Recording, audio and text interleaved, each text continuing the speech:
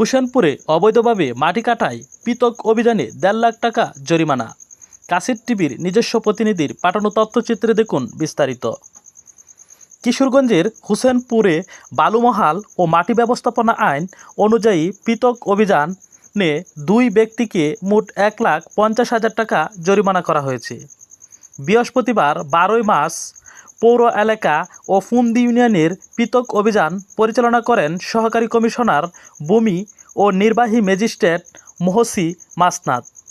এ সময় উপজেলার ফুন্দি ইউনিয়নের বাইপুডা বিল এলাকায় অবৈধভাবে মাটি ব্যবসা পরিচালনার অপরাধে মোহাম্মদ বাচ্চু মিয়া নামের এক ব্যবসায়ীকে ১ লাখ টাকা জরিমানা করা হয়। অপরদিকে পৌরসভার ১ নম্বর ওয়ার্ডের কাইসমা এলাকায় অবৈধভাবে পুকুর খননের দায়ে আশরাফুল ইসলাম নামের এক ব্যক্তিকে ৫০,০০০ টাকা জরিমানা করা হয়।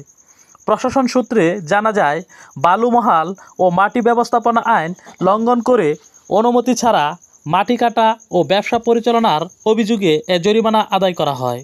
সহকারী কমিশনার ভূমি ও এক্সিকিউটিভ ম্যাজিস্ট্রেট মোহসি মাসনাদ জানান, পরিবেশের ভারসাম্য রক্ষা ও অবৈধ মাটি কাটা বন্ধে এ ধরনের অভিযান অব্যাহত থাকবে।